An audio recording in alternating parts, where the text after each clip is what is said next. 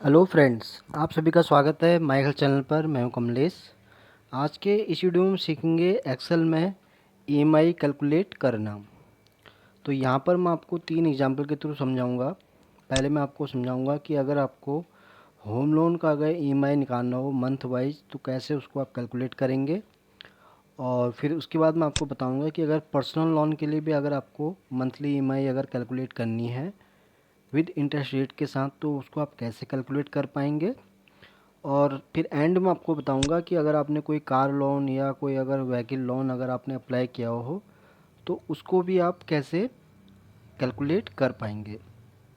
तो यहाँ पर मैंने ऑलरेडी अभी ये सबकी यहाँ ईएमआई कैलकुलेट कर रखी है। फॉर एग्जांपल इस वाले में जैसे आप देख रहे होंगे कि यहाँ पर लोन अमाउंट किसने लिया था 10 लाख का 20 साल के लिए, और इंटरेस्ट रेट जो था उसका 6.5, यानी कि जो अभी करंट रेट के हिसाब से यहाँ पर कैलकुलेट किया है। सपोज करो अगर यहाँ पर 10 लाख है, इसको मैं अगर यहाँ 20 लाख करूँगा तो ऑन टू आप देख रहे होंगे कि वो चीज़ यहाँ भी चेंज हो रही है। इसी तरह अगर हम आगे देखें इस वाले पर्सनल लोन में यहाँ भी सेम ऐसे ही है। तो यहाँ पर अगर हम इसको कोई भी अगर फिगर चेंज करें या परसेंटेज कुछ भी आप करें तो ऑटोमेटिक वो चीज़ यहाँ पर हो जाएगी। और फिर इस वाले में कार लोन वाले में मैंने आपको इसमें मैंने डाउन पेमेंट भी, अगर आप फॉर एग्जांपल अगर आपको कोई आप कार लेनी है कुछ भी लेना है तो उसके लिए अगर विद डाउन पेमेंट के साथ अगर आपने कोई पेमेंट पे करी है तो उसके साथ आप कैसे उस ईएमआई को कैलकुलेट कर सकते हैं, तो वो भी मैंने यहाँ पर उसका यहाँ पर इस तरह से बना रखा है। तो चलिए सीखते हैं फ्रेंड फिर कैसे हम इसको कैलकुलेट कर सकते हैं। तो सबसे पहले हम सीखेंगे होम लोन के बारे में। तो यहाँ पर मैंने जो फंक्शन यूज किए हैं इनको मैं रिमूव करता हूँ ताकि मैं इसको दोबारा आपको आसानी से समझा सकूँ।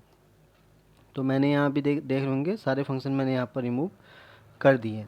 तो यहाँ पर पहले हम समझ लेते हैं इस चीज़ को, फिर जाके हम इस पर फंक्शन यूज़ करेंगे। तो यहाँ पर क्या है कि जो लोन अमाउंट है, होम लोन का जो अमाउंट है हमारा है 20 लाख का, और जो नंबर ऑफ़ ईयर्स है वो है हमने लिया है 20 साल के लिए, और जो अभी करंट जो इंटरेस्ट रेट चल रहा है 6.5 हम लेके चल रहे हैं।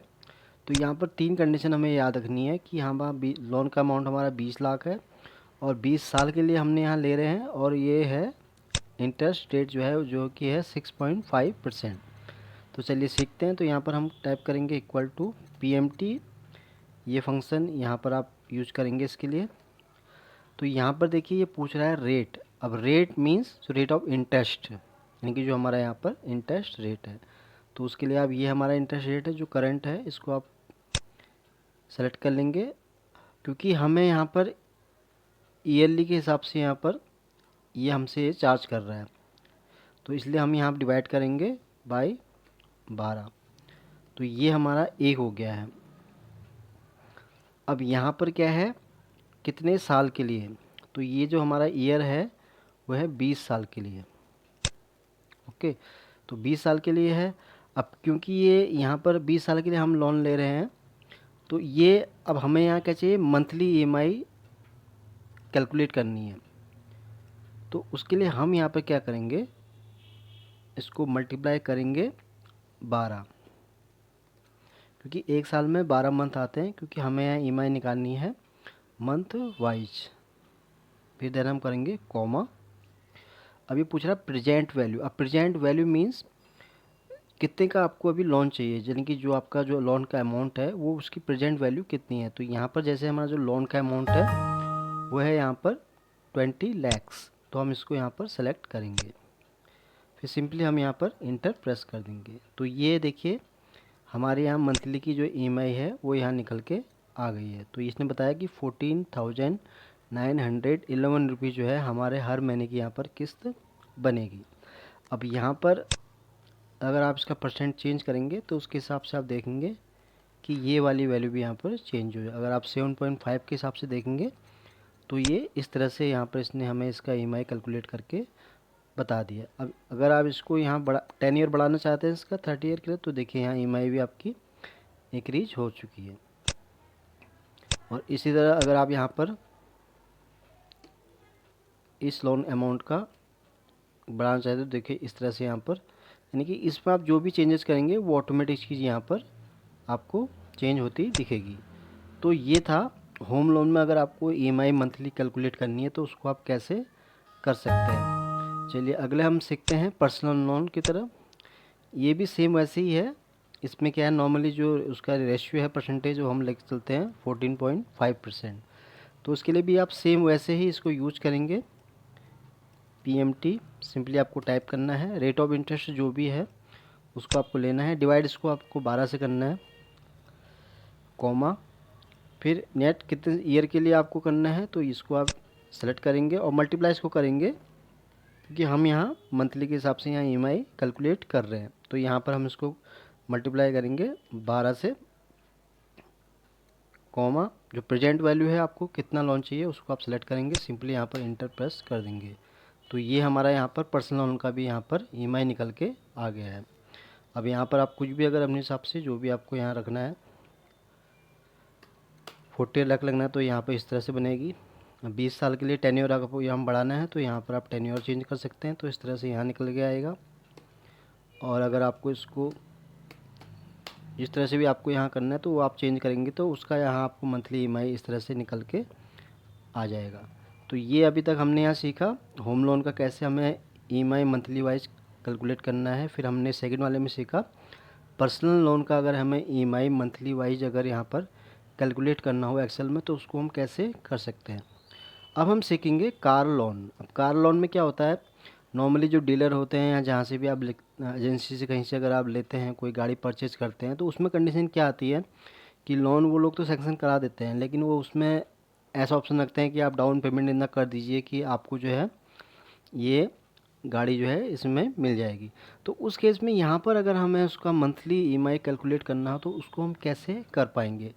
सब कुछ सेम ही है, बस थोड़ा इसमें कुछ चेंजेज है, मैं आपको बताता हूँ। तो यहाँ पर हम पहले ये समझेंगे कि लोन का जो अमाउंट है हमारा यहाँ पर 20 लाख का है, और डाउन पेमेंट हम जो अब गाड़ी ले रहे हैं तो उस समय हमारा जो डाउन पेमेंट का अमाउंट हमने वहाँ पे किया है वो किया है हमने यहाँ पर 3 लाख रुपए।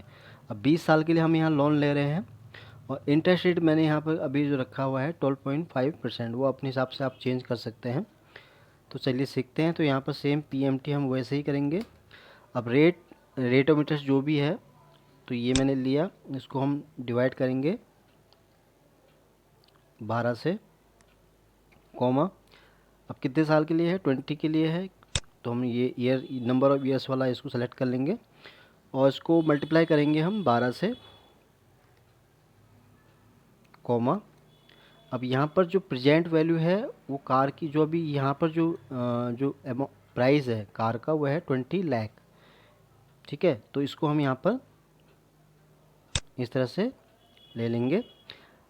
अब उसके बाद यहाँ पर अब क्या है कि यहाँ तक तो हमारा क्या है कि फंक्शन जो है हमने यहाँ पे पहले में हमने क्या किया, रेट ऑफ इंटरेस्ट यहाँ लिया, उसको डिवाइड किया 12 से, फिर हमने कॉमा किया, फिर हमने यहाँ पर जो 10 ईयर है ये वाला है कितने साल के लिए हम इसको ले रहे हैं, फिर इसको हमने मल्टीप्लाई किया 12 मंथ से, क्योंकि एक साल में 12 मंथ होते हैं इसलिए हमने उसको 12 से यहाँ पर कैलकुलेट किया है।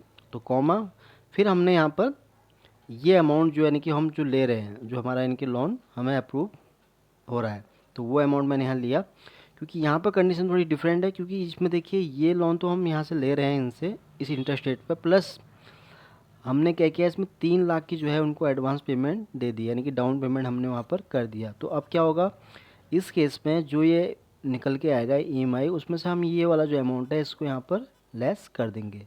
तो उसके लिए हम यहाँ यूज करेंगे माइनस दिस, सिंपली हमने किया और इसको हम यहाँ पर क्लोज कर देंगे। तो ये हमारा यहाँ पर निकल के आ गया है। अब इस केस में अब यहाँ पर मैं अगर जहाँ मैं 3 किया है इसको अगर मैं 5 करूँ तो ये देखिए ये अमाउंट यहाँ पर कम हो गया। अब इसी तरह मैं अगर यहाँ पर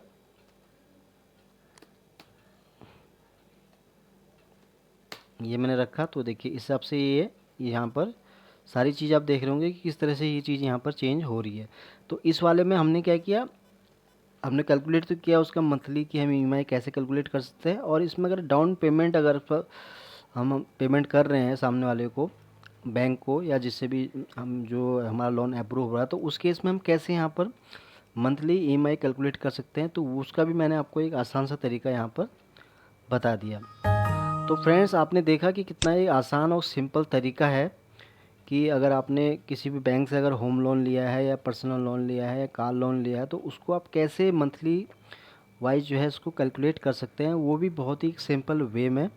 तो मैंने आपको तीनों तरह से यहाँ समझा दिया है कि अगर आपको होम लोन का अगर मंथली ईएमआई कैलकुलेट करना है तो उसको आप कैसे कर सकते हैं, और इसी तरह अगर पर्सनल लोन का अगर आपको ईएमआई कैलकुलेट करना है मंथली तो उसको कैसे कर सकते हैं, और कार लोन का अगर आपको ईएमआई मंथली कैलकुलेट करना है तो उसको आप कैसे यहाँ पर कर सकते हैं।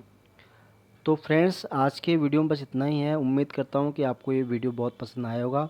अगर वीडियो अच्छा लगा तो प्लीज़ इसको लाइक करें, शेयर करें, और आपने अभी तक माइकल चैनल को अगर सब्सक्राइब नहीं किया तो प्लीज़ सब्सक्राइब ज़रूर करें, ताकि आपको एक्सेल का अगर कोई भी नया वीडियो अपलोड हो तो उसका आपको नोटिफिकेशन मिल सके। Thank you.